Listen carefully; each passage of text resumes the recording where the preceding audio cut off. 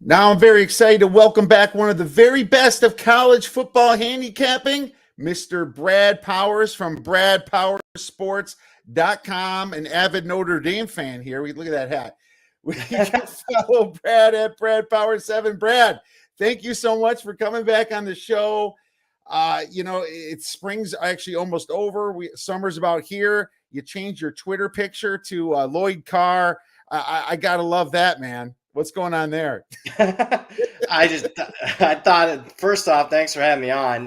Good to see you. I know the season's getting closer whenever I see you. And Lloyd Carr is just funny picture. Lloyd Carr in a Notre Dame hat, something you don't see every day. I put it that way. So I just having some fun with my Twitter there. You sure are, and obviously his son making the news recently, and isn't that his son? Grandson. Yeah, grandson is what I meant to say. And looks like he's going to Notre Dame, getting the hell out of Dodge. Which as a kid, you understand that. It's absolutely. You don't have to do exactly what your parents did. You create your own legacy. I kind of like that, and I like how you're trolling Michigan fans like you are with that picture of Carr. So I got a big kick out of that, my man. But Brad, I have to ask you from the get-go, how many spring games have you watched this year, man?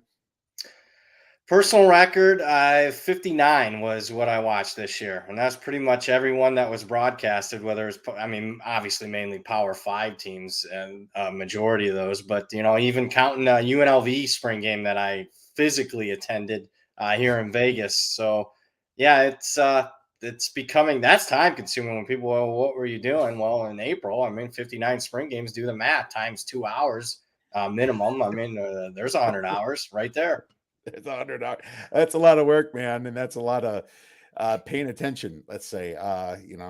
Unfortunately, when I have kids, I'm not quite allowed that time to delve too much. I try to do it early mornings and late nights, but I think it's very impressive that you did that, and it's so cool. And I'm a huge college football fan, as you know. But before we get into, let's just say the Vegas lines, I have to ask you about the SEC. And you know what? It's something that ESPN's not going to talk about. It's something that a lot of people aren't going to talk about. Are they creating their own college football league? We're getting there. I just don't think it's going to be SEC specific. I think it'll be probably a combination of them and the Big Ten. My expectation is we're going to see probably 30 teams or so go their separate ways from the NCAA. And what it'll look like, from what I understand, is it'll be basically semi-pro. You'll totally lose the academic part of student athlete. It'll just be basically a new football league, but what they'll use is they'll use like the name brand in the school. So it'll be Alabama football, but it's not going to have much to do with the school at that point. It'll just be, they'll have their own rules and regulations outside the NCAA. So, that's where we're heading. And obviously the 16 SEC teams, once you count Texas and Oklahoma, move in next year. Plus, a lot of the main Big Ten teams will be a part of it. But obviously the group of 5 won't be a part of it. And even like schools, I think in the Power 5, like your Californias or Oklahoma States or Kansas States, I don't expect them to be a part of it. So there'll be different levels. I think you'll still, if you're a college football guy and you like the student athlete aspect, I still think there'll be teams involved in that. So, but I just think that the top 30 or 40 programs will break away. It is so funny that they're still going to call themselves the University of Alabama when it might not have nothing to do with that, right? and anything.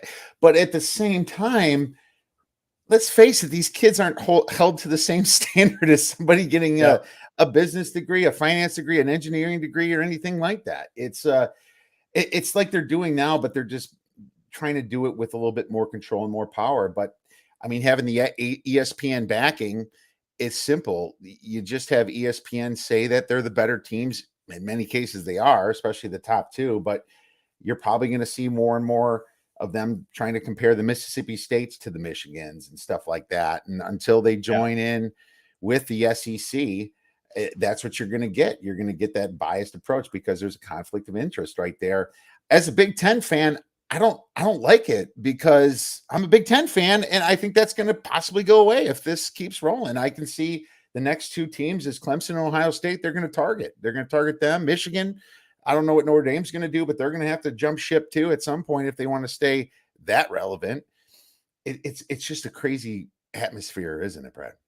Well, I'll give you if you're a Big Ten fan, I mean, you're hearing whispers that they might target like a USC, and that would be smart because that would obviously probably pull in like a Notre Dame. So, I mean, if the Big Ten wants to answer to the SEC, that would be two good places to start. I mean, if you get those two types of brands, two national type brands, or especially SC on the West Coast, especially with SC now, it looks like they're rededicating themselves to being a big boy player in college football. I think that would be good for at least the Big Ten. I mean, as a look, I'll say this: everything that's going on, NIL, transfer portal, realignment. I mean, as a fan, I don't like it, college football fan, but I gotta tell you, as a bettor, I love it because there's so much uncertainty, and I feel like I can price that uncertainty better than the market can. I agree with you 100%. The more uncertainty, the more study time that you get to put in and go against a weaker market because of that uncertainty. And that just makes sense. The people that do the homework are going to end up winning out. And you're the man watching all these spring games that's doing more homework than anybody. So great points there. But I will tell you right now, that would be a fantastic decision if the Big Ten it tries to expand with some of the biggest stuff. I can't imagine schools like Stanford, Cal, and Oklahoma State being left out of this type of situation. It almost blows my mind.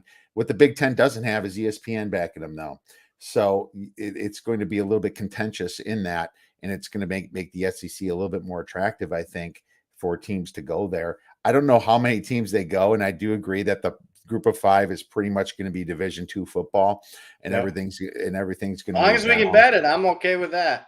As long as we can bet it, I'm okay too. And it's just going to be a different way of looking at things. But that's what money and power does to the sport. And, to be honest with you, these students aren't there to go to college in many cases as well. And I've been in many fights about this with people. I think people should be able to market themselves, and no need to get into that. But there is definitely more of a professional way of looking at these 18-year-old kids than we have in the past. Let's move on to the next question. What are some of the most surprising early coaching moves that you've seen? I have one, at least one, but I want to see what you have first. Good question. I mean, do you mean with the moves that were made last year or moves that have been, surprising results so far this offseason? I'm going to go with moves that have just been made, but if you want to say a surprising result, I'd love to hear it. Well, I mean, I think you got to start with the two. I mean, you're talking about a couple of blue blood programs that saw their coaches leave for other college football programs, something we just haven't seen historically speaking too often. And it starts with Lincoln Riley at Oklahoma, a blue blood program, a team that's been in the college football playoff mix here recently under Lincoln Riley. Goes and gets paid even more at SC. I mean, surprising because I mean, at least the last 5 to 10 years, Oklahoma's been the better program. Now, Oklahoma's transitioning to the SEC, and maybe Lincoln Riley is smarter than me, and he's thinking, how to, we've been beating up on the Kansas States of the world for the last 5 to 10 years, and there's a little difference between Ole Miss and Kansas State on a week in and week out basis, and there's certainly a difference between Texas and Alabama. Don't believe me? Look at that point spread in week 2. Uh, maybe he was concerned with Oklahoma's stature in a new conference. He goes out west, where I mean, let's face it. I mean, if SC's rolling, they own the Pac-12. There's nobody else that can really compete outside of maybe Oregon and the Nike money. So I mean, that was a surprise to me that happened. And then the other one would involve the Fighting Irish. You got a guy in Brian Kelly. I mean, his team's in the playoff mix even last year. Don't know if their name's going to be called to be that fourth team to go to the playoff for the third time in 4 years. And he decides to leave down and to go to Baton Rouge. Now, I'm not sure if that's a great fit for him, but who can argue with a guy that basically got 10 years, 95 million, and pretty much all guaranteed money? So, I mean, what we're seeing is, I've always said this about college football. I think it really reflects where we are as a society more than any other sport. when you think about all the different geographic and regions. You're rich, and universities, you're poor universities. You look at it ethically, anything. You look at all the disparity between it, and the fact that the rich get richer, and you look at the almighty dollar weighing out over everything. I mean, I guess you shouldn't be surprised to see a guy like Brian Kelly move on. Yes, that's true. And we know that with Brian Kelly and many others, honesty and money don't always mix from his statements he made right before he moved. And you can ask Phil Mickelson the same thing. But what I will say is it wasn't as surprising for Brian Kelly to me because I don't think he was good. I think he just brought that team so far to so many playoffs, and they just can't get over the hump against the biggest Alabamas, the Georgias, the Ohio States. It's almost time to like start from zero and then be loved then, because the fans were like losing their patience, I guess. And you can ask a lot of Notre Dame fans, they weren't that sorry to see him go, and that is so interesting to me. It's just like the winningest coach in Notre Dame history, I believe, at least from a percentage standpoint. No, And they're from a win standpoint, from a win percentage is standpoint. like 7th. So he did a good job marketing that. Okay. He's also the losingest coach in Notre Dame history, and he set that mark about 5 or 6 years ago. So kudos for Kelly for getting a marketing team on that. It's got a good marketing team. Well, there you go. And there's 95 million reasons why he made that move. Lincoln Riley was surprising to me because Oklahoma's moving to the SEC. They're moving to the top conference here. And then he's jumping ship going out to the West. Now, maybe he was a little bit burnt out. He had himself kind of a down year himself. It seems like he wasn't getting a lot of response, but I think he just wants to test the new waters and maybe live the LA lifestyle or something. I mean, he's going to bring a ton of talent to that school. They got the money to do it. You're right. They only compete against Nike money in Oregon. So that maybe evens the playing field. Maybe he wants to be at the top of the totem pole again, where he's just seen Oklahoma kind of blending in now. And, Yep. and the Oklahoma still will recruit, but they're not going to be, Oklahoma was top of the Big 12 then. And I guess you can say Texas, even though Texas hasn't been, but now he's got a great shot here at USC. So it's interesting to me. If he fails there, I still think he can get hired into the SEC just from his offensive prowess and the way he's been running his business at Oklahoma. He still has those records. So it was definitely surprising to see that move. It's funny. I think that Brett Venables just made a great time to move to Oklahoma. Yeah, It was perfect. He held out. He could have been a head coach 2-3 years ago easily, and he held out for the right job. And I think it's work. And I think it's a great situation for him. And now he's going to the SEC really in a year or so. So that's great for him. I think the most surprising thing to see is Clay Helton going to Georgia Southern. Man. I like that you went there. I think we've had our Clay Helton discussions for a long time. I used to hear, you on Bang the Book, obviously, talk about Clay Helton all the time, and I completely agreed with all my frustration with Clay Helton, and he's just not the kind of guy that that should have lasted that long at USC. But it's just funny to see him go from that to an option team. Now he's got to turn that whole thing around and try to. I don't know. As far as everyone talks about Brian Kelly not being a good cultural fit at LSU. Not sure that Clay Helton's a great cultural fit at Georgia Southern. So that was a unique one. I'll give you one. I didn't know you want to go small school. Joe Moorhead to Akron was a surprise. Good way for Akron. I'm just surprised Joe Moorhead, a former Mississippi State head coach, former offensive coordinator, obviously at Penn State here and recently. He takes a job at Akron, one of the bottom 5 programs in the country last decade. So that was a really surprise for me at the Group of 5 level. I'm easy from Ohio. Blew my mind. He's got Northeast ties. I think he was an assistant at Akron. I mean, a long time ago. We're talking 15 plus years ago. I think he's a better fit at Akron than what he was at Oregon the last couple of years. I don't know if that was a geographic fit for him, and neither was Mississippi State, obviously.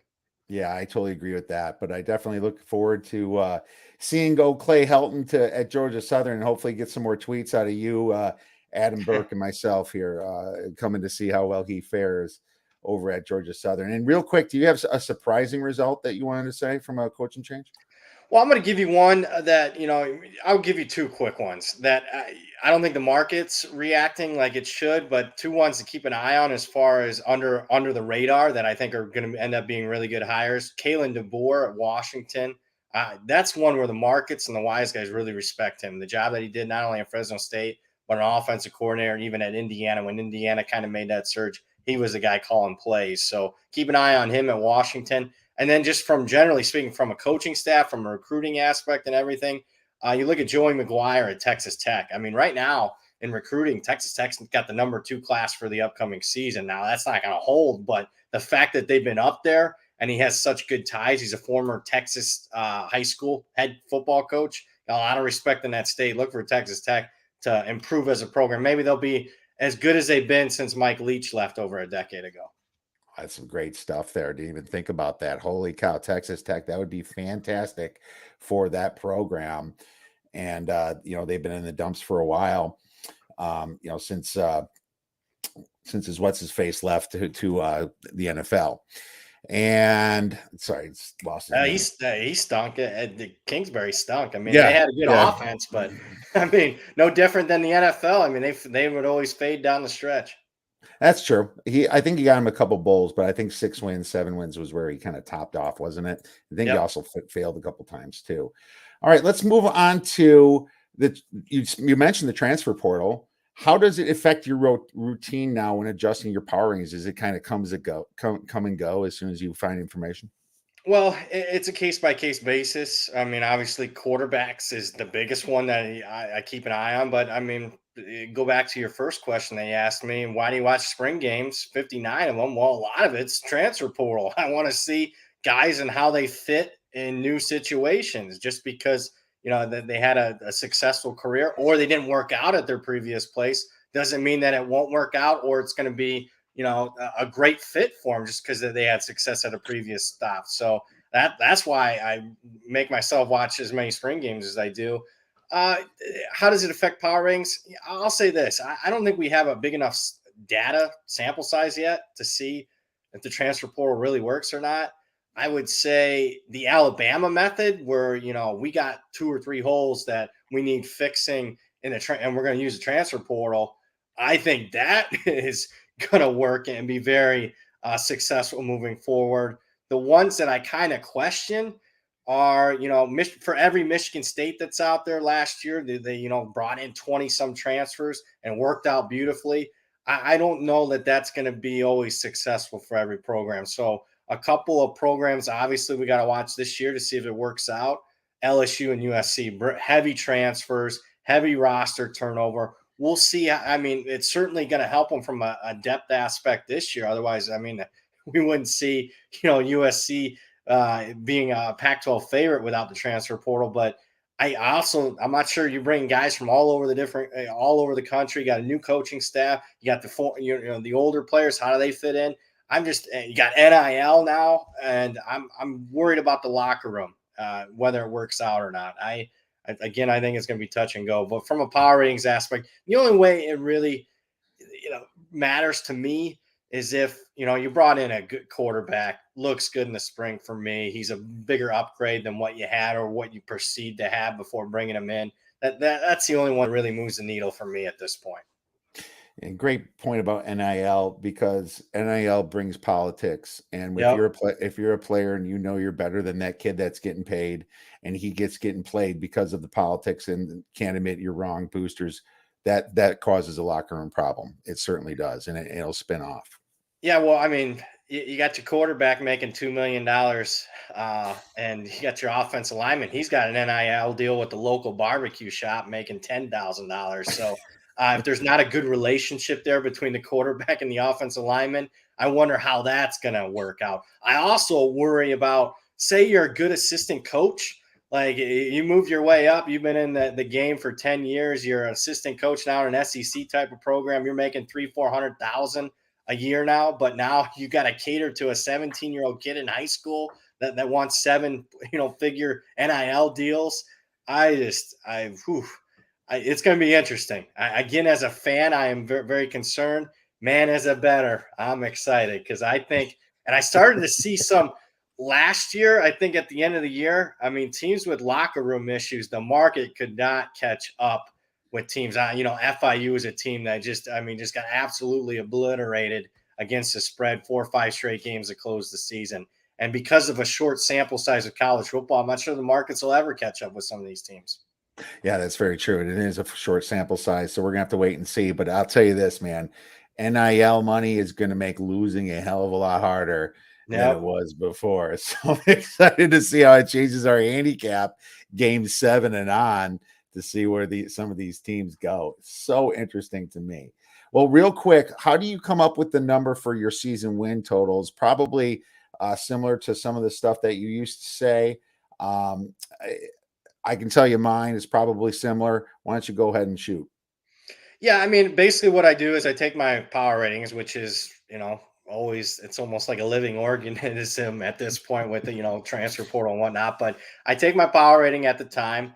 I plug that power rating into a schedule. It's an Excel spreadsheet that I have that has the opponent's power ratings. I factor in home and away. Obviously, home field advantage doesn't mean as much as what it did 10, 15 years ago, but still on average, I mean, and that's staggered. I mean, obviously, in Alabama, home field's different than Akron, but I have each team's home field advantage worth, point and a half, 2 up to 3 points. So plug that into that schedule, and I get my season win total forecast, and it's not necessarily Alabama's favored by double digits in every single one of their games. Your season win total is 12. No, I mean for each projected point spread, you get a percentage of wins. So if Alabama's a 17-point favorite in a game, they're getting like their chances of winning that game is like 90%. So instead of a full win, they get like 0.9.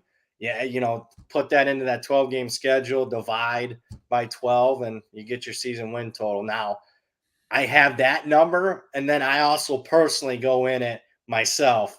And what would Brad Powers, make a season win total? So, I mean, I got my power rating as kind of my crutch, but then I go through every team and, they put it on there. So that's what I do. And look for spots. I mean, Oh, yeah. the oldest way we used to do it is circle wins and losses and point 0.5. I still do that, to be honest with you. I do the same thing you have. I have a spreadsheet that calculates the winning percentage and it adds it up, throughout Yep. the full schedule. That's the way to do it for anyone watching or listening. That is the way to do it, folks. I mean, you have to do it that way. Yeah, that is the most that is completely the way to do it. Otherwise, you might as well not even have power ratings, right? Yeah. So you do it that way, but then you also want to check on some spots. There might be some really questionable sandwiches. There might be a team might have 4 away games in a row. Hell, Yep. Auburn's only got 4 away games this whole season. It's just really interesting to look at it from a case by case basis. Maybe look at some injury proneness too. If the quarterback's always getting injured and their backup's not that good, that could affect it. Depth and just a few other little things. But just like you, Brad, I go completely by that. And if I can't talk myself off it by the other ways I'm doing it, I'm usually firing. So great stuff. But piggybacking from that question, let's get right into some of these conferences then, shall we, Brad? Let's do it.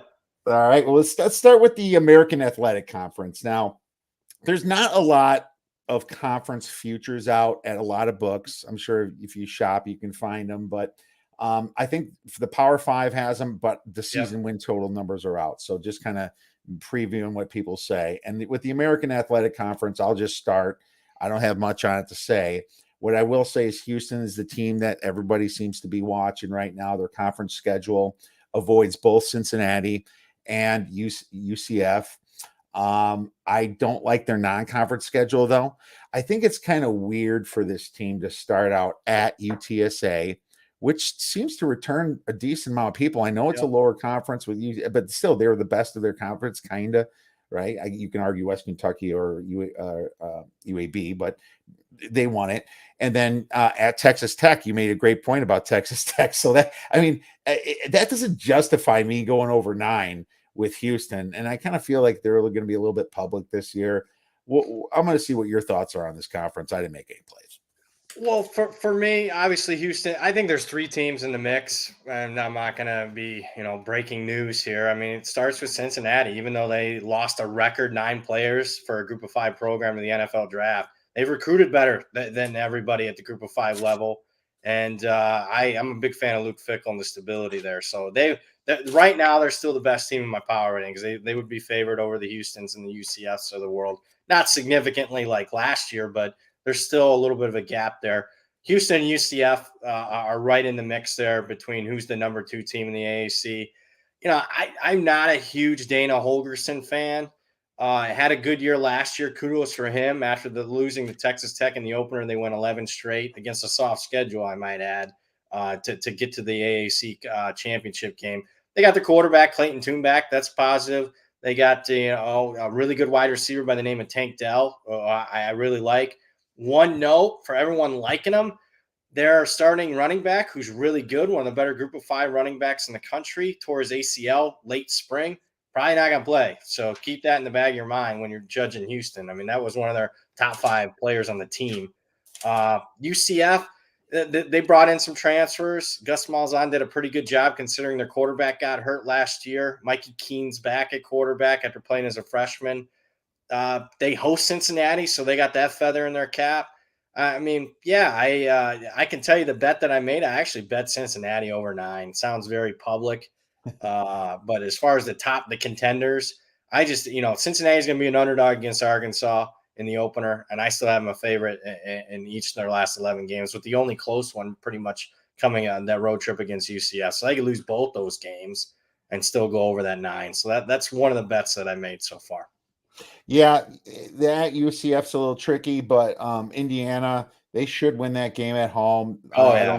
I don't see thank God Notre Dame's not on the schedule this year. Yeah, no Desmond Ridder, but Fickle's still there. And I would have bet like 2 years ago he wouldn't be, but he still is, man. I'm kind of He's surprised. getting paid like $4 or $5 million a year now, and they're going to the Big 12. So, and he's an Ohio guy. So I think the only type of jobs that would pull him away would be like an Ohio State or a Notre Dame, which Right. I think Notre Dame would have hired him, but he's in the playoff mix and couldn't leave his team for several weeks. And I'm not sure that Notre Dame could be, not have a head coach for 3-4 weeks at that time. Yep, absolutely. And SMU has a new coach this year too. I agree with you. I think it's I think those are the 3 top ones. And Yep. Brad going over 9, that's definitely something. I'm going to be watching that. No Desmond Ridder this year. Yeah, that's going to be I think that's some of the mispricing. Here's some of the mispricing. Number one, Cincinnati returns all 5 stars on the offensive line. So that's something that a lot of people don't look at.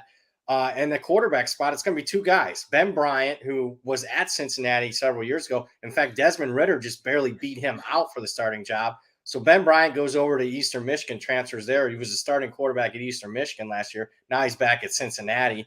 And then if he doesn't win the job, it's Cincinnati's highest rated recruit in history, a legitimate high 4-star kid by the name of Prater as his last name, so he can win the job. So I don't think the drop off, other than experience from Ridder, is going to be that significant. So that's probably why I found some value betting over there. Evan Prater was a great recruit for them. So I completely agree with you on that one. Let's move on to the ACC. Brad, I'll let you get started with this one. Obviously, Brett Venables moving from the Clemson defensive coordinator job to the head coaching job in Oklahoma. What do you have for us in the ACC? Well, I think, Clemson's the clear-cut favorite again. I know they had an off year last year. I know there's quite legitimate question marks. You lose Brent Venables, your longtime defensive coordinator. You lose your longtime offensive coordinator as well. Tony Elliott goes to Virginia. So that's a major question mark. But I think you see a very motivated Clemson team. They were not healthy last year. They had really poor quarterback play. Whether it's DJ Uiagalelei playing better or it's a quick hook, he gets pulled and they go to the 5-star freshman, Cade Klubnik, I think you'll get better production from quarterback. They'll be healthier. Will Shipley's a guy at running back that you need to keep an eye on, a former 5-star recruit that could be one of the best running backs in the country. And I think the main mispricing with Clemson that people just aren't respecting is their defense. I think people forget that Clemson defensively, they were a little bit banged up last year on the defensive line. I'm here to tell you, watching them 59 spring games, if there was, a top 3 or 4 group unit, regardless of school or regardless of unit, whether it's the offensive line, defensive line, quarterbacks, wide receivers, you name it, Clemson's defensive line is one of the best units in all of college football. And to me, that makes them the clear-cut favorite in the conference. Number 2 team for me would be NC State. They return a ton of production from last year, a team that won 9 games, a team that beat Clemson last year. they're bordering a top 10 team in my power ratings. I think a lot of people would be surprised with that. Wow. Okay. Now I'm not surprised with that because I like the way they finished last year, right? Yep. And wasn't Galele the quarterback when they finished beating South Carolina 30-0. They Wake just beat the crap out of Wake Forest, and Yep. Wake Forest was a public dog in that play. At Louisville, they took care of business. It was everything after the Pittsburgh loss. They just took Yep. care of They still business. won 10 games, folks. Come on. Yeah, I mean that's true. I think they're rightful favorites. Um, the problem with this whole conference, Brad, I can make a lot of arguments for a lot of teams. Really, I Yeah. mean that's the thing. I mean, the bad news really is everybody's returning quarterbacks. You got Clemson with Uiagalelei and NC State. Devin Leary's returning, right? Like Devin Leary. I love Devin Leary, Oh, actually. I bet him 300-1 to win the Heisman. is that number still there? No. When I bet it, it's gone pretty much. So I think it's like 150-1 now. I don't know if I bet it now. I don't think he's going to win, but I could make a case where if they win 11 games or something, that he's Kenny Pickett. I think he could be a Kenny Pickett this year. And if I got 300-1, the guy sitting there on that Saturday in December, and he's at least invited, I'm happy with that. Just could take an injury too to CJ Stroud or Bryce Young. You never know. Yep. I mean, that's just a killer value. Yeah, well, you moved that line from us, but I tell you, you also have Sam Hartman, at Wake Forest, and their defense is going to be terrible, so they're going to be throwing the ball all day. Boston College filled Dracovic. Yep. He was hurt last year, and Boston College was the most commonly bet over last year that didn't cash for most people. I think I was part of that. Yeah. I think it was funny. The Minnesota Vikings was the most common over, and Boston College was. Neither of them cashed last year in either sport. So, or either, I had both. I mean, but here's the thing: you grabbed it early, and you're way better than the closing numbers there. So that shouldn't even factor in. My thing here is Miami, and I couldn't believe that after I did this that I was going to get on Miami. I was kind of surprised, but I like how they returned Tyler Van Dyke. The kid's a winner. He loves golfing, and that now they got Cristobal over there, and it just feels like kind of a revitalization for them.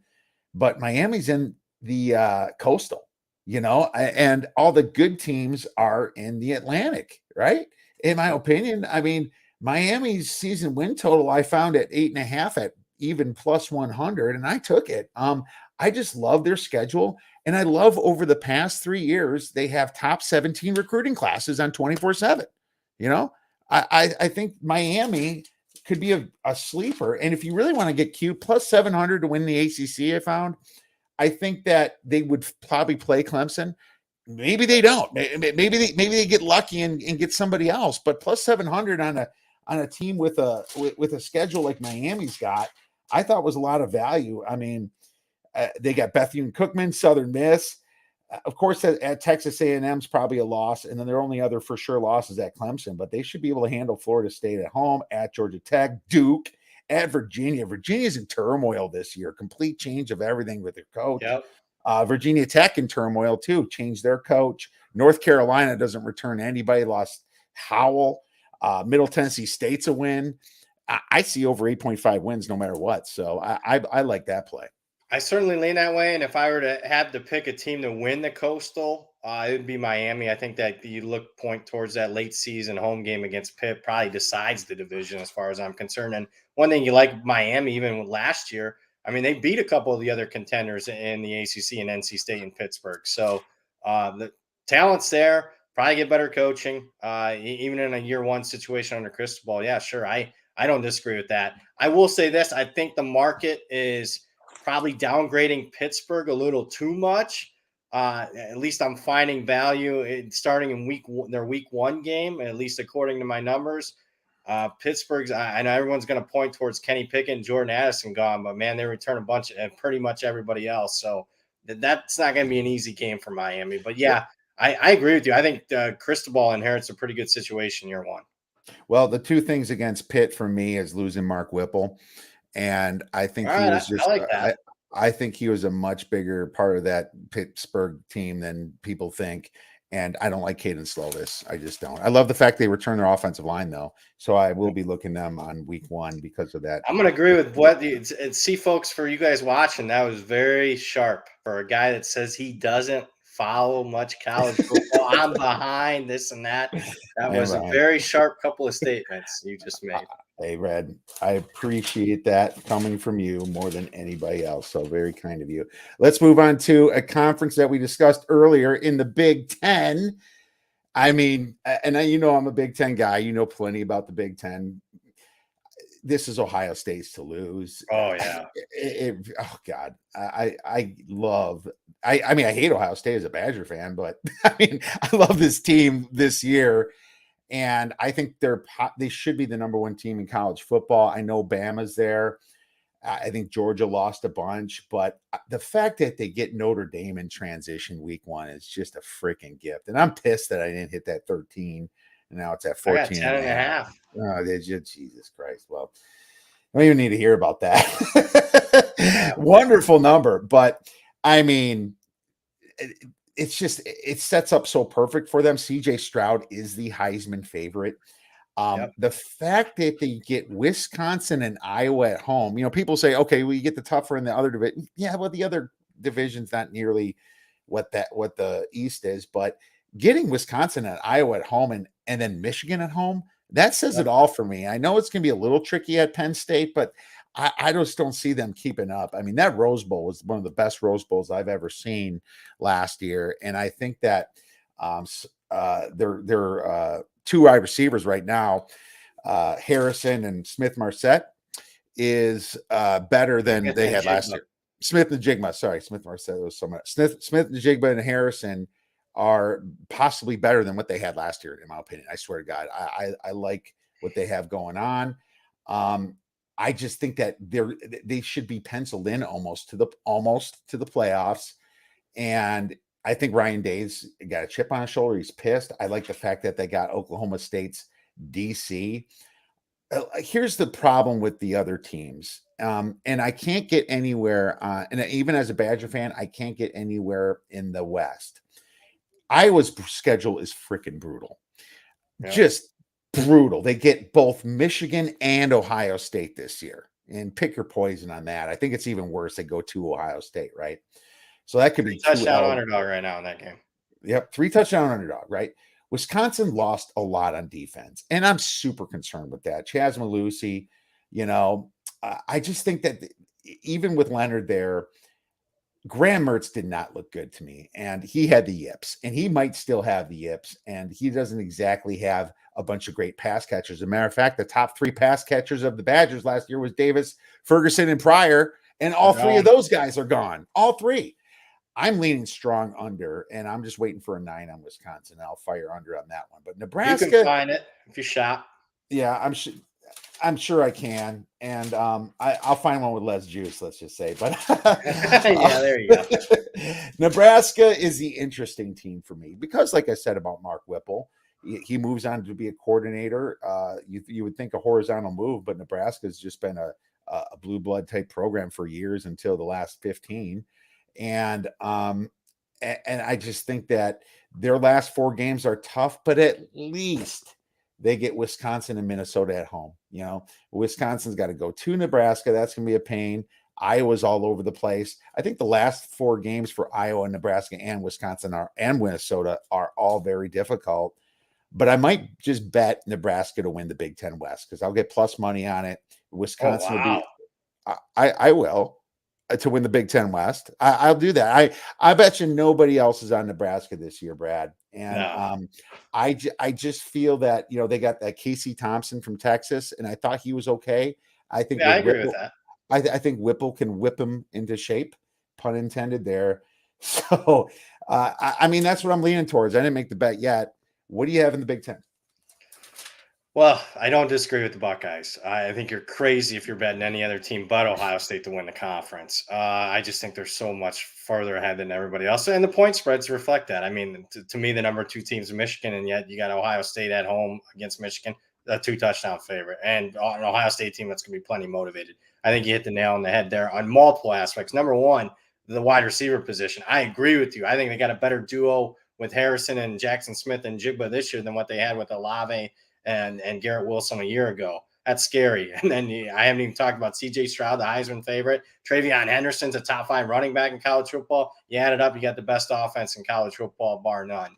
And I think defensively they'll be better. So yeah, I'm fully expecting, and spoiler alert, Alabama Ohio State national championship. I'd be stunned if it's not that, to be honest with you. Other teams in the East, Michigan be 2, but again, they're at Ohio State, so I don't expect them to win that one. Penn State, Michigan State further behind there. West, you're right. I think it's one of the most intriguing division battles in all of college football. And you're right, it's between 4 teams. And I would say power rating wise, Wisconsin would be, the leader of the pack there, but not significantly over in Iowa or Minnesota or Nebraska. I just drove yesterday to Arizona to bet Nebraska under 8. So I gotta see it first. I mean, are you kidding me? A guy that's had 4 straight losing seasons, can't get over the hump in close games. Is that bad luck or is that just bad coaching? So, and I don't think they've recruited that well. And I don't see athletes on the perimeter for Nebraska that would make me confident that they can beat Iowa, who they've struggled against. Wisconsin, they can't beat. Minnesota, they've struggled with. I mean, they have not. It's just not a one-year wonder for them. They've been behind those 3 other programs for several years now. So I just don't see it for the Huskers. I give you credit. You got more gumption than I do betting on them to win the West. I think it's one of the other 3. Well, if I'm betting against my team, you pay attention, Brad. Here's the thing. There was buying signs on Nebraska last year because if you look at I believe their yards per play, and I'm just trying to remember from last year, and I'll pull it up. It was good. I think that they always outgained their opponent and lost, and they always do that though. That's what Scott Frost has been doing. Like maybe look, I lost. I fell into that trap 2-3 years ago where I kept betting Nebraska because statistically speaking, I mean this team's much better than their record. And then after losing, I think a Colorado game in 2019, just totally I was done with Scott Frost. Haven't been back since, and I'm glad I haven't. I would have lost more money. See, I'm one of the ones that held out this whole time. So it's time for me to lose on Nebraska, but 1.14 net yards per play positive. What the hell is this team doing not making a bowl game last year? And you know what? They shedded their quarterback. What was his name? Rodriguez? I forgot his name. Adrian Martinez. AJ Martinez. And Casey Thompson's in there right now from Texas with a chip on his shoulder. Mark Whipple's going to be running the show. I think that just Scott Frost has got to keep them all together, and I think they have a shot just because they at least, like I said, get Minnesota and Wisconsin at home in the last game. It's going to be decided at Iowa. But one thing I will say, Brad, that none of them might even get 8 wins in this division because they're playing Ohio State. They're all playing Michigan, right? None of them. Yeah, I got them all, with the exception of Nebraska. Who I think is going to go to a bowl game. This will be his best team. I just think they're 7-5 is where I have them. Minnesota 8-4, Wisconsin right in that 8-4, 9-3 range. Iowa, because they're scheduled 7-5, 8-4. So yeah, it'll be a very competitive division race. I'll put it that way. And let's not forget, I think Purdue's also a pretty good team. I have bet them, believe it or not, over 7. So they'll be in the mix as well, the Boilermakers. Well, there you go. The Boilermakers. That is my wild card. I agree with you there. The Boilermakers were very interesting, and I hit them. They were one of my really. I was in well on the Boilermakers last year. Not so much Minnesota. I'm still shocked over that Bowling Green loss, but yeah, Purdue is definitely a sneaky one. But it's just kind of like the ACC with Clemson there. It's just the other teams are just all good, so it's going to be an interesting one to watch for sure. Now, if you're mad at me about Nebraska, Brad, you might be more angry with me talking about the Big 12 here. I'll start just to throw it out there. First of all, I bet Oklahoma under 9.5 wins. Oh, wow. I did. And I like Brett Venables. I do. But this team's just in major transition. And I know they got some, this whole experimental thing too, like LSU recruits coming in, USC, they're getting some coming in themselves, but there's only 3 returning starters on offense. And they do go to at Nebraska, and Nebraska did outgain them last year. I wonder, that's just going to be a very transitional game at Iowa State. And then obviously you got the Texas game, and Texas is at least more set up, in my opinion, this year than them, because they have consistency with Sark there. So I'll say that Baylor was my best bet last year, and I had them over 5.5 wins, and that cashed the 6th game. So I think I had them to. I have to look back. Yeah, I had them to win the Big 12 too, for a really small, like, beer money play, but whatever. I was happy about that. Oklahoma. Yeah, you won more than a small beer off of that one. Yeah, I did. Yeah, I certainly did. That was a great one. But then you look at Oklahoma State, and some of these magazines like Lindy's and stuff, they have Oklahoma State is the best. But I don't like Sanders. I never did. I think he's kind of peaked a little bit, and they did lose their defensive coordinator to Ohio State. I just think that you can make an argument for a lot of things in this conference, but I just think Oklahoma's got a lot of issues coming up. I bet under 9.5. I love Brett Venables. I think he's going to do well, but we don't know him as a head coach yet. That tells me under. We just don't know. Is he that? I've seen him fired up many times on the Clemson sideline. Don't get me wrong, but when he's running the show, and there's a lot of that NIL money affecting people, and it's his first year, just not seeing it, man. Why don't you comment on that? I disagree. Not in the 9.5. I bet a rogue 8.5. I went over, obviously, paid some juice, but I mean, on paper, they're still, in my opinion, the best team in the Big 12 as far as a pure power rating. But I mean, the gap is pretty, much closer than what it was in past years between them and a Texas, a Baylor, and Oklahoma State. I did fade Oklahoma. Chris Andrews is the South Point here in Vegas. I was a little too high on Oklahoma, and I bet against Oklahoma in about every game that he posted. So I'm with you in that one. I just, I watched their spring game, and I think there's still a lot of talent on that roster. I mean, even at the skill positions, I thought Dylan Gabriel coming from UCF, remember he's hurt last year. He looked good in that offense. I like the coaching staff that Venables put together. Jeff Lebby, who's a former Oklahoma player and offensive coordinator, they'll still run some tempo there. I still think defensively, they just got more dudes than most of the rest of the conference. So I still think they're the favorite. If you're going to bet, one of the longer shots, quote unquote, probably Baylor. Because, I mean, Texas is getting a lot of love. But, man, I got to tell you, Baylor at the line of scrimmage just looked totally different than any other Big 12 spring game that I watched. They're long. They're quick. They don't have a lot of name type players. And Dave Aranda, I think, is one of the best defensive minds in college football. Doesn't get enough credit. So, 7-1, I thought it was last I looked. I would go there, Baylor, to repeat as Big 12 champs. All right, there you go, 7-1. That's really high. I mean, right now I see it like 2 or 3 to 1 in most books. So really, 2 to 3 to 1. Wow. Well, then I got bet into. I might have had some influence there, but I'm not the only one betting that one. That was way too high. Yeah, that was. I agree. I missed out on that one, and that one was certainly too high. And I want to just confirm what I just said here, so I'm not blowing smoke up people's rear ends here.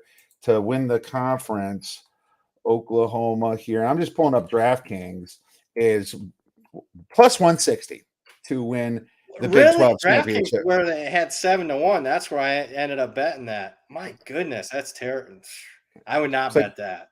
Well, looks like that might pay for your gas money driving to Arizona then, Brad. Yeah. So there you go. I gotta tell you, I love DraftKings and MGM. They are some weak lines in these books, man.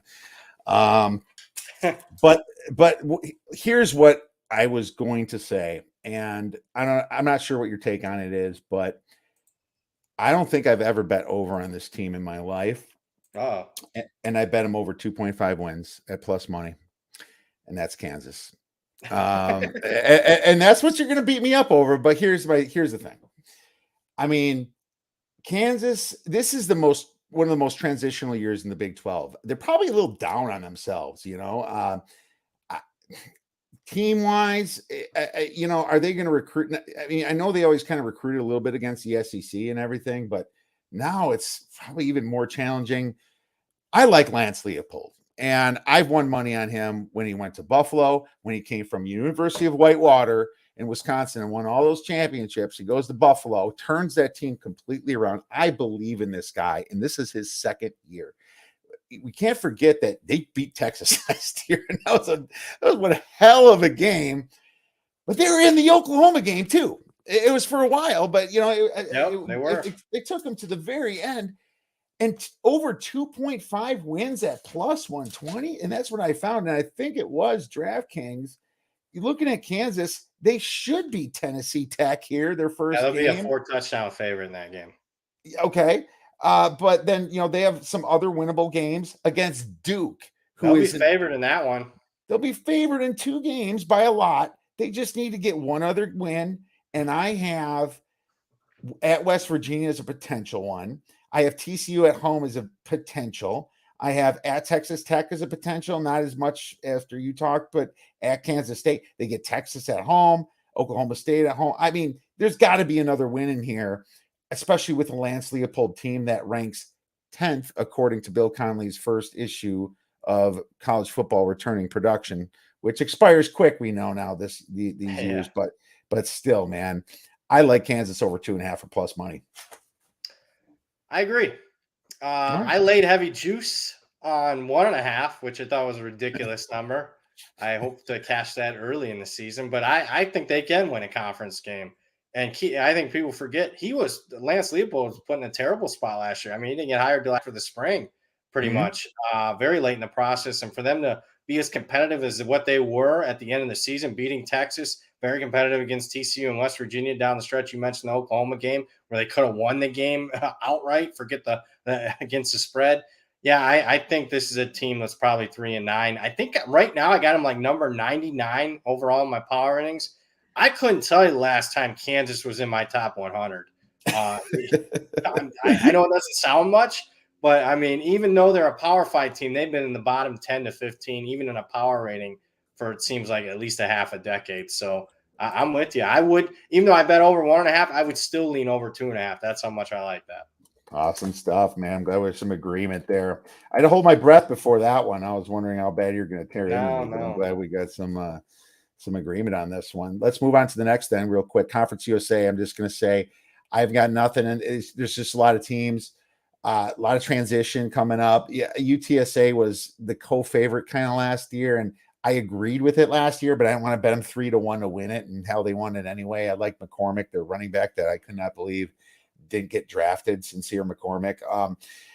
There's just a lot of production, but now UAB is there, and I'm pretty sure Bill Clark still coaches there. So I'm going to favor UAB, if anything, but that's all I have. Have you made anything in Conference USA? I've made any significant bets in that conference. It's probably the one conference where I don't have too much action right now. UAB deserves to be the favorite. They are the favorite. UTSA would be in that number 2 spot. The only team I did bet on, I think they've downgraded them too much in the market. I bet Western Kentucky against Hawaii in week 1. That's a game that I fired on. And keep in mind, a season win total, here's another key that sometimes the books miss. They played 13 games because of that road trip against Hawaii. And I saw some early numbers had like their season win total at 8. I mean, for them to go under, they got to lose 6 games. I don't see that. And I know they lost their all-everything quarterback, but this is not a 7-6 team this year. They're still one of the 3 best teams in that league. So I did go over 8 on the Hilltoppers. Yeah, they were fantastic last year. And I was worried a little bit when I did bet UTSA single game, I believe, in their championship, and they ended up winning it. But Western Kentucky was fantastic. And obviously their quarterback's in the pros now. So we'll see what happens with them. Good stuff. Let's move on to the MAC then. And I'm just going to tell you right now, Brad, boy, was I wrong about Tom Hammock and the Huskies. I got my ass kicked on that play last year. I didn't think that they were even going to be close to what they did. And I didn't just lose. I lost bad because I just thought my discrepancy was 4 or 5 win difference probably than what they ended up finishing. I at least had Kent State with plus money at something like 10 to win the conference. And I did hedge that. I did bet Northern Illinois, thanks goodness. So I did make money off that future ticket. But I do like how Northern Illinois this year gets Toledo at home, which is the kind of co-favorite in this conference right now. And I also like how they avoid Buffalo and Kent State from the other side. They also rank 8th in returning production. So I might play them to win the MAC, and I haven't yet, but I did play them, laid some juice over 6.5 wins. What's your thoughts on the MAC? I agree with you on missing out on Northern Illinois last year. Just didn't get that. What were they, like 100, 150 to 1 to win the conference? I mean, they were coming off a winless season, and I didn't, Mhm. and that was year 2 under him, and year 1 wasn't good either. So, I mean, that was a big surprise. Keep in mind, they won a bunch of close games. So, They did. there's they could very easily lost 4, 5, 6 games. But watching the bowl game, I was very impressed with their Yeah. performance against Coastal Carolina. They return a lot, but one thing that's not in there, they did lose their running back to transfer to Memphis. I'm not sure that's in that overall eighth ranked in Connolly's early numbers there. So keep that in mind. He's 1,000-yard rusher Decker. They do end up losing him, but they're the number 2 team for me in that division. Number 1 is Toledo, even though I can't stand the coach. Lost a huge bet on their season win total last year. They lost 4 games as a 9+ point favorite outright. But with that being said, I bet Toledo this year again over their season win total over 7, over 7.5. I think they're the favorite, at least in the West. Toledo over 7 or 7.5. Okay. And Yeah, you think, Barstool has 7, DraftKings 7.5. I mean, you look at their schedule. I mean, the only underdog role, in my opinion, clear underdog role, would be against the Buckeyes. all right, well, there you go. Well, I would say that maybe at Northern, they might not be favored. I think that would be close, right? Yeah, At that'll be Northern close. Illinois. Yeah, yeah. Yeah. Here's the thing. And you said Decker went to Kansas. Well, there you go, man. I'm okay with Oh, that. Memphis. Oh, Memphis. Oh, yeah, screw Memphis. All right. Next conference. Let's move on to the Mountain West. Utah State, man. Holy cow. I stayed away, I think, mostly on this one, but they did surprise me last year. Then they even followed through in the LA Bowl and they beat Oregon State. I mean, what the hell? This Utah State caught me by surprise. And just watching that last year, I don't have any good feel in the Mountain West. Maybe you have something better for me.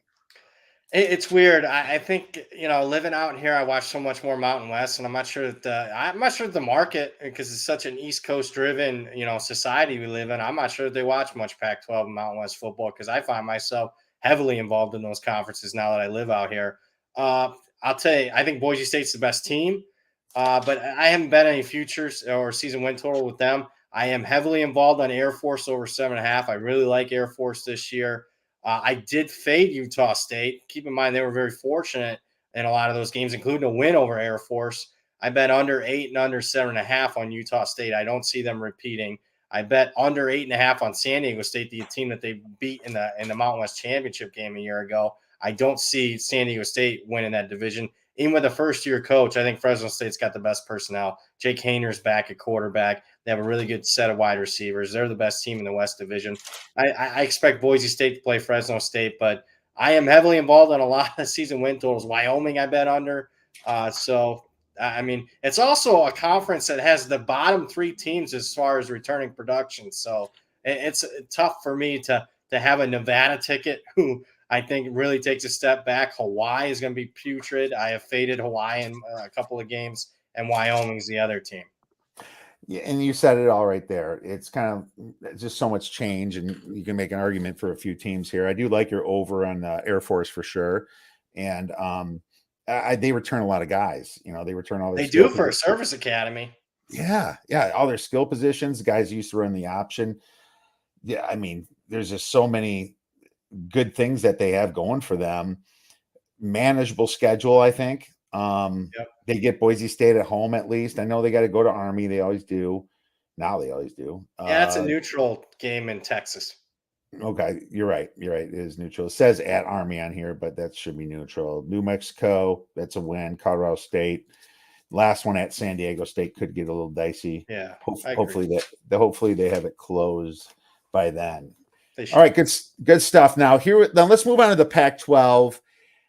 There's a lot of love for Lincoln Riley, Brad, and he's bringing Caleb Williams with him. It's funny. There's this rumor that he might go to Wisconsin. I was like, that would have been. You talking about surprises? I would have been stunned if he'd done that. I would have too. Not going with his coach for one, and there's just some relationship there with Wisconsin. I think it's Wisconsin's new coordinator they got from the Ravens that played in the NFL, and Bobby Ingram. I think he's Yep. got some sort of like maybe it's his nephew or something. I don't know. He's got a great relationship, but he made probably the right choice with Lincoln Riley. I mean, he wants to be a pro quarterback, right, and not hand off the ball all day. But and I guess if there's an upside for Wisconsin, it is Bobby Ingram. So we'll see what happens there. But Pac-12. I'm just not buying USC their first year, man. I think they have a massive season win total, 9.5. It's unbelievable. It is, and they have a tough schedule. I mean, pretty tough. I mean, they still got to play Notre Dame, don't they? I mean, Yeah, I have to pull it up. Home. Okay.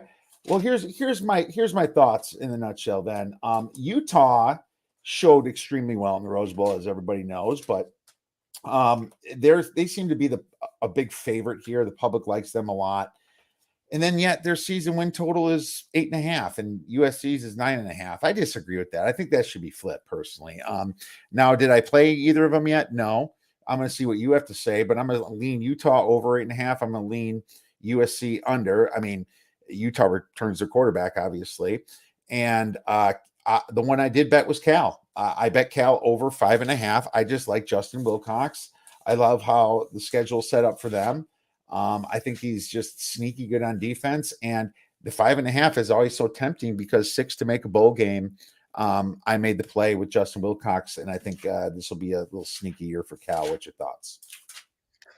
I'll start with the USC Utah argument. I have bet those. I bet under 9.5 and over 8.5. I would say Utah over 8.5 is one of my absolute favorite season win total bets. I'm very pro Utah. I love Winningham. Love their quarterback, Cam Rising. Keep in mind, when they lost to San Diego State and BYU at the start of the season, he wasn't their quarterback. So they only lost one game in the regular season when he became the starter. So I like that. They got enough talent back. So I know they lose a couple of key guys, but I still think they should be clear cut the favorite in the Pac-12, even though the market disagrees with me. I did bet Utah +3 at home against USC. That was an early number at FanDuel. And I have bet under USC 9.5. Now, with that being said, and the unique thing with this market this year is, man, you got a lot of sportsbook directors with different opinions. So I hate USC this year as far as market value, but one sportsbook director, Chris Andrews here at the South Point, is very low on USC to the point where I bet on USC in almost every one of their games, the games of the year that he posted. I took them +5 against Notre Dame, +6 against UCLA. I got +9 against Utah, so I got a fat 12-point middle in that game already. I think they're going to be much improved, and I've said this a lot. I think USC could be the most improved team in the country this year and still be the most overrated. So that's kind of where I'm at there. I think Utah wins the conference. I'll be kind of surprised if they don't. Wow, that's interesting. The most improved and most overrated. Most overrated, yeah. The market's treating them. Look, I got a most improved in my power ratings, but I barely got them as a top 25 team. The market, look at the futures, look at the season win total, look at some of these game of the year lines at some books. They're treating them like they're a clear-cut top 10, borderline top 5 team. I don't see that at all, especially at the line of scrimmage. They didn't return anybody. On offense, there's just all new guys. Now, Caleb Williams played, of course, but still, I can't imagine their defense being anything. I know Grinch. Grinch is there. I think Grinch is overrated. Oh, okay. I know you liked him in the past, Brad, so you kind of flipped on that. I did. But I got to be honest with you. Oklahoma was, on paper last year, that should have been Lincoln Riley's best team, and it was his worst team. Now, you can make the case that maybe he had one foot out the door at the end of the season, but there was no reason for that Oklahoma team to have the performance that they had a year ago. I know they still won 10 games, but look how many one-possession games they won there. They could have easily been like a 7-5 team. And when I thought there was going to be the best Oklahoma team on paper in a decade, they vastly underachieved a year ago. And it starts, defense. Here's my problem with USC and with the under 9.5. No, and I'm not saying I said I leaned it, so I'm already on your side there. They just have an easy schedule, kind of, to me. I agree. I have the for sure losses at Utah. I can't say it's a for sure loss home against Notre Dame after Lincoln Agree. Riley's win a whole season.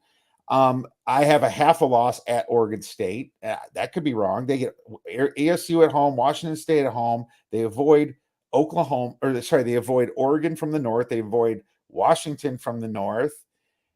Stanford's an absolute freaking mess, and like I should have brought this up, but Shaw is probably on his way out. If you look at Stanford's schedule, You would think, but I don't know. dude, that schedule's bad, man. It's bad. And starting out at Rice, at Stanford, Fresno State, win. Maybe win against Oregon State, win against ASU, win against Washington State at home, most likely. At Utah, loss. At Arizona, I hope a freaking win. Cal, probably a win at home. Colorado, a definite win at home. At UCLA, I'm going to give them a loss. And then Notre Dame, a half a win. So I have 3 losses right there, which gets you to the dance, but I'm so damn close on it, man. Well, yeah, I mean, I'm more in the 9-3 range. Here's what I'll say on what I'm banking on USC. They got a depth problem at almost every position. So if I lose that, it's going to be because they stayed healthy all year, Mhm. which I'm not sure is going to be the case. And I mean, you can look at any of their positions. I just forget the quarterback spot. If they get injured, outside of wide receiver, maybe running back, that's why everyone loves them, the skill position. But man, they just get a couple injuries on that offensive defensive line. They're sunk. Where games against like the Oregon States of the world that you're pounding your fist, that's a win, turns into a loss as far as I'm Yeah. concerned. No, and that's why I put 0.5. I think there's going to be a stinker somewhere here, Yeah, and that's what they're used to doing. Lincoln So, Riley had stinkers at Oklahoma. I mean, how many times did he lose against Iowa State? all right, here's what you do: go twice as big on your Utah over and half the size on your USC under. There you I've go. already taken care of that. Yep. Let's move on to the SEC. And I'm going to admit it, Brad. I made the mistake last year thinking I was cute and trying to take a shot against Bama by betting Ole Miss and Texas A&M futures. I think I got them like at 20-1 or maybe 15-1 on the other or something like that. I just thought, this is a transition year, Bryce Young's first year, A&M recruiting, blah, blah, blah. And I was wrong, and I'm sure as hell not going to do it now that Bryce Young's returning and Georgia's got their quarterback returning. What I will say about the SEC, this is the most bet on conference. So it's like the lines technically should be market wise, the sharper ones, you would think. Tennessee and Kentucky is kind of interesting to me. I don't know what to make of them. Yeah, I kind of feel like they have some upside. South Carolina is even a little bit interesting. I think that this is just I don't see any value in it. How can it not be Alabama and Georgia? Florida's a mess right now. Yep. If new coach and everything, I have no plays in the SEC. What do you got?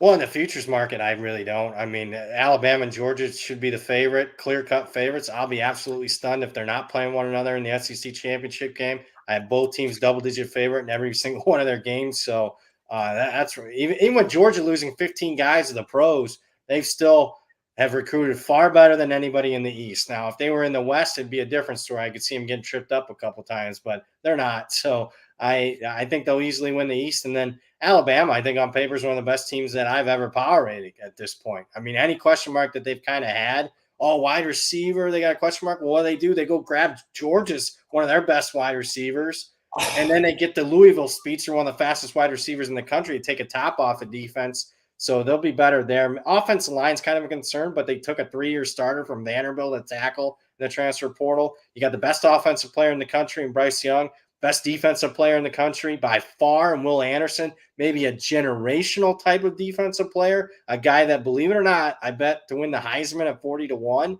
I think that trend line's that narrative's kind of switching a little bit. We saw 2 guys on the defense side of the ball, including Will Anderson, finishing the top 5 of the Heisman last year. So you got the greatest coach of all time, and you're motivated because you just lost the national championship game. So Alabama runs away with the division.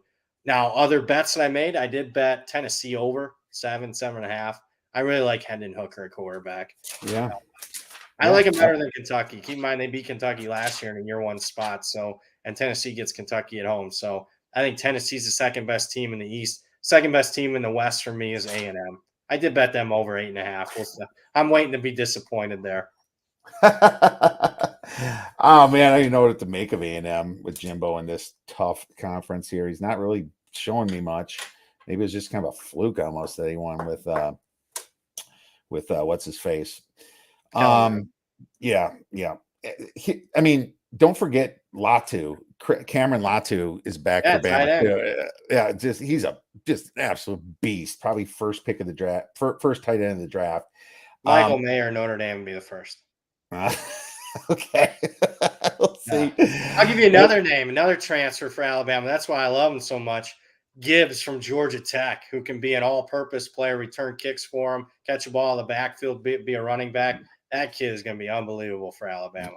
Well, there you go. They're just kind of lynching teams. And what the hell is Georgia? As a Georgia fan, seeing Jermaine Burton, what are you Oh supposed my to? God. What I hate to say it, but the kid probably made the right decision. I mean, he's going to get just as much NIL money, if not more, in Alabama, and he's going to have a better shot at the pros and a pass offense. You know, when you got Agreed. Bryce Young, it's just Bryce it's the Young. right Who would choice. you rather have throwing you the football, Bryce Young or Stetson Bennett? Come on. I know it was a professional choice, man. Yep. And Georgia fans, I can't wait for them to boo him, but it's gonna be fun to watch. But the kid made the right choice. Great stuff, man. Well, real quick, let's hit on the Fun Belt. I'm just gonna say it's pretty awesome that James Madison is joining the fun in the Fun Belt here. I think it's so cool. I was waiting for this. The only thing I want to run by you, I think Georgia State. I like them some. I don't love their schedule. Yeah. I mean, they started against two ACC teams, and then they got to go to App State and to James Madison late in the year. Old Dominion's kind of interesting to me. Quiet. I didn't make any plays yet. Just too much transition for Louisiana. App State's got some decent returners. I haven't made any plays. What do you have for us in the Sun Belt? So I am heavily involved with Sun Belt, probably more than any other conference. Not Ooh. that I have any futures. I do think App State's the best team. I expect them to win the conference this year. I bet Coastal Carolina under 8.5. I know a lot of people love them, and I love the coach. I love the quarterback, but everybody else is gone from the team that's won so many games the last 2 years. That whole unit outside of Grayson McCall is gone. So I bet under 8.5 for them. DraftKings put up the worst number I've seen on any season win total this year. They put up Marshall 5.5. Bet over 5.5. I bet over 6. I bet over 6.5. I know it's a new conference for Marshall, but I think they're one of the better teams. And James Madison is the other team. You mentioned, I think they're an FBS type program. I don't see it this year. They don't return a lot. They lost a lot of guys. Some of their, quarterbacks gone. Their best playmaker on offense, transferred to South Carolina. And I think he easily starts and might be the best wide receiver at South Carolina. That tells you something. Under 7.5, James Madison, Barstool's really good. I mean, really good. Because I also bet under 6.5. Keep in mind, Okay. I don't think the books always do this. They only play 11 games. So if you're thinking, keep that in the back of your mind as well. So I think James Madison, even though I love their program, they struggle in year one at the FBS level. Ooh, sneaky. Well, only 11 games they're playing this year, Yeah. and they were sitting there at 7.5. I got it. You see 8-3. Are you kidding me? But that Oh, schedule, I mean, here's what people yeah. don't realize. The Sun Belt, if I were to average power rating for a conference the last 10, 15 years, I would say the average power rating of a Sun Belt team is the most improved out of any other conference. I mean, this conference is no joke. I mean, App State, the Coastal Carolinas, you're bringing in Marshall, a very talented team on paper. I mean, Georgia State's could beat you. I just and JMU's in the much tougher division. I mean, I actually, even though I don't like Louisiana this year, they're in that by far weaker of the divisions. I don't see it for JMU. Not a lot of slam dunk wins on the schedule. One other team that I bet I love, Southern Miss. I bet over 4. I would bet over 4.5. Much improved team. I loved how they finished last year. They keep in mind they ran out of quarterbacks, so they had to run Wildcat, and they won a couple games at the end of last year with Frank Gore Jr. playing quarterback, a running back for him. So I love the Southern Miss this year. Holy cow, they had a horrible stretch, losing Yeah. like 7, 8 in a row, at least 7 in a row, and then they win at Louisiana Tech and against FIU by double digits. Interesting. So, and you said the number was 4. 4.5 shop as always. And if you take anything away from this, shop, folks. And I'm not talking you got to Yeah. look at 10 or 12 different books. Just look at 4 or 5. There's so many disparate season win total numbers out there if you're betting them. I mean, you name any team in the country, you'll be able to find a half win difference somewhere. Yeah, absolutely. Shop, shop, shop is what we preach all the time. Anything real quick with the independents? I'm not high on Notre Dame this year. I think they get some year one struggles from Marcus Freeman, mainly because of schedule, starting with the Buckeye game and the Clemson, BYU, a much Mm. improved USC team. So I don't like Notre Dame. I like BYU quite a bit, even though they have play a really tough schedule. I bet over 7.5. Yeah, BYU ran right through the Pac-12 last year, Yep. and then they that stinker against Boise State, and their schedule is just so dang weird all the time. I see 8.5 juice the under. So I think that's enough. Yeah, I wouldn't bet that. When I say numbers, I Yeah, keep forgetting that after I bet them, they might yeah, move. 8.5, I would not bet that. yeah. Another one that I don't know what your numbers are showing on Liberty. I did bet Liberty over 6.5. I think the market's too down on them with losing Malik Willis. Hugh Freeze is, believe it or not, if you're just betting on a coach game in and game out, Hugh Freeze is the most profitable coach in the country last 10 Under years. under 6.5 plus 120. I'm gonna So go over. you're gonna go I'll over lay the 6.5. juice. Okay, Yeah. okay. So even with Liberty, you must have seen some eights or something. Oh, it's Were you seven saying? and a half? No, it's 6.5 Yeah. over juiced. So you said Yeah, you'll go yeah. Six and over. a half over juiced is good. Okay, Great. so you like them enough here to go over without Yep, Malik yep. Willis. If I said under, I misspoke. Over for Okay, Liberty. I think you might have, but then again, I was trying to read this for you, so it might have lost you on this. Okay, yeah, good stuff, man. I don't have a ton with the independents yet, but I'll definitely look at some of those. And thank you so much for the free plays that you've given us, and really love that. And I'm sure all the listeners are pounding right through it right now, looking at the sports books, trying to find some of those amazing plays that you made, Brad. But real quick, who wins the 2022 national championship? I fully expect Alabama to play Ohio State, and I'm going to take Alabama to beat Ohio State, even though I think it's a much more competitive game than the title game a couple of years ago. I love Ohio State's offense, but Alabama offense, defense, and then the coaching matchup, I just think it's got a little bit of an edge. So I did bet Alabama immediately during the game against Georgia. I bet Alabama and William Hill to win it all. So that's how confident I was. William Hill accepting bets. You know, I like Ohio State, so I'm going to go against you All here. right. I took them at 6-1. Good Good luck. bet. Good luck finding that number again. Like I said, CJ Stroud the favorite to win the Heisman. I think they have the easiest way to the playoffs. I think Alabama still has a little bit shady of a way. I mean, yeah, they'll play Georgia in the SEC championship game, but that means no hiccups along the way. Yeah. You know, they would lose 2. There's a chance they could be left out. And you're probably right. It's going to be Ohio State versus them, but I'll take 6-1 all day in Ohio State, and maybe I'll be able to hedge that with an Alabama ticket later. So that's what I don't have a problem with that. There would only be 2 bets to make in the national title futures, as far as I'm concerned, and it'd be Alabama and it'd be Ohio State. Awesome, great stuff, Brad. Where can our listeners find your wonderful information and plays for the year? Yeah, you can first follow me on Twitter. It's free. If you have a Twitter account at BradPower7, I post plays on there every now and then, or just people have told me I'm on okay follow. I'm sarcastic. So follow me on Twitter, or you can check me out on my website, BradPowerSports.com. When you're putting Lloyd Carr up as a picture with a Notre Dame hat, you're an okay foul for sure, man, in my book. So, yeah, make sure you check out Brad out. He's probably the most important sports betting follow that I could think of in college football, and I think many people would definitely agree with me. Brad, thank you so much for coming on the show, my man. We'll talk to you next August. Hey, thanks for having me.